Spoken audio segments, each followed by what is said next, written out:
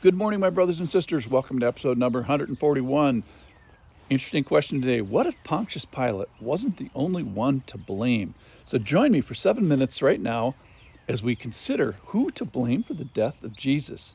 Let's start in John chapter 18. I'm going to start in verse 28. Then they led Jesus from the house of Caiaphas to the governor's headquarters. That's Pontius Pilate. It was early in the morning. They themselves did not enter the governor's headquarters so that they would not be defiled, but could eat the Passover. Verse 29. So Pilate went out to them and said, "What accusation do you bring against this man?" They answered him, "If this man were not doing evil, we would have not delivered him over to you." Pilate said to them, "Take him yourselves and judge him by your own law." The Jews said to him, "It's not lawful for us to put anyone to death." So again, they're still heading towards trying to get Jesus to be killed. Verse 32.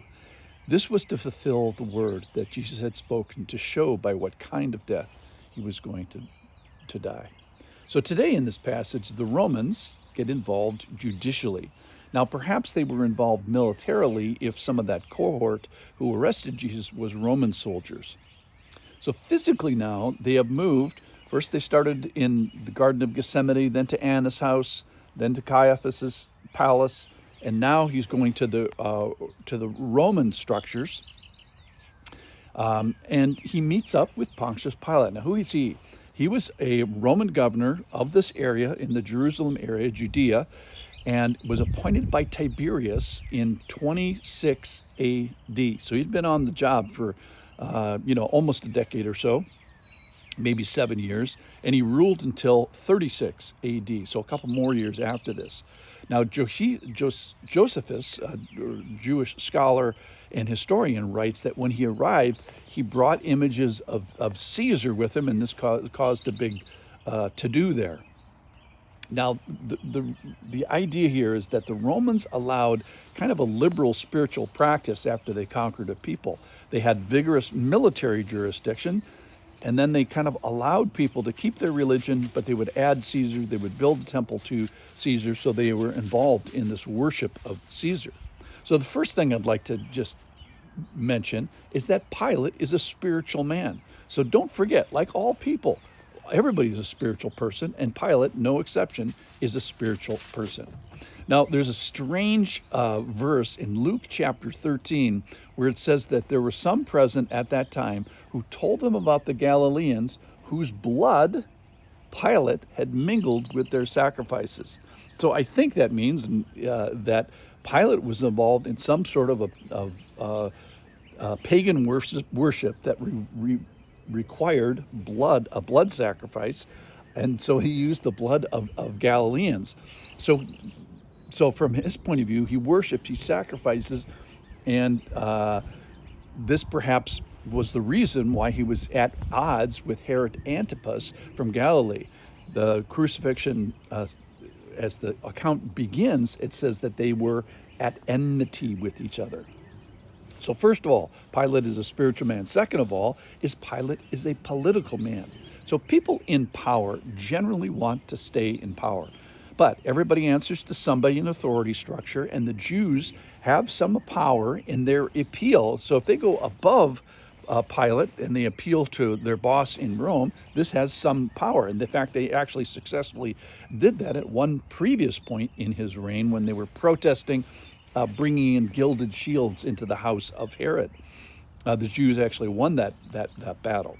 But when push comes to shove, Pilate agrees to have Jesus crucified after he is accused in John 19. Here's the accusation against Pilate. If you release this man, you are no friend of Caesar.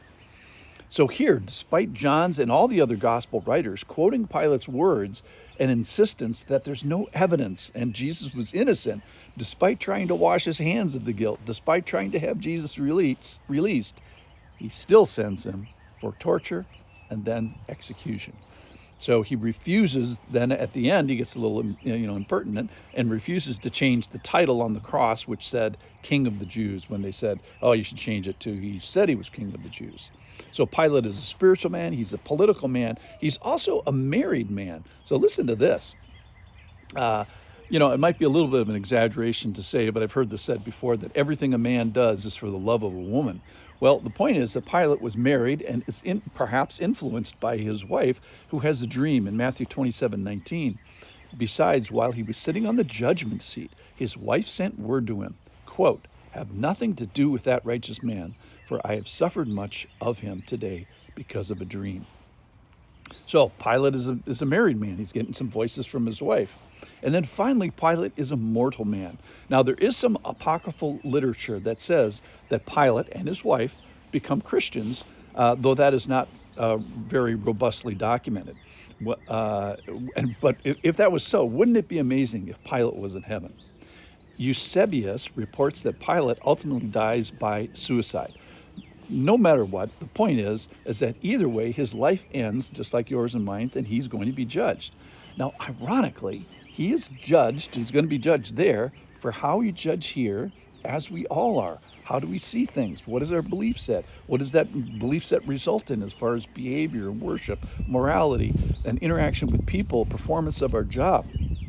So similarly, we are all mortal people. All right, so speculate with me.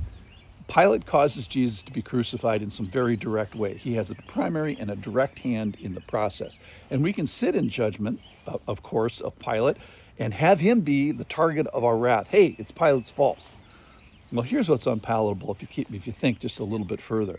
What if I were to tell you that you caused Jesus to be crucified, that you were the primary and direct cause because of your sin?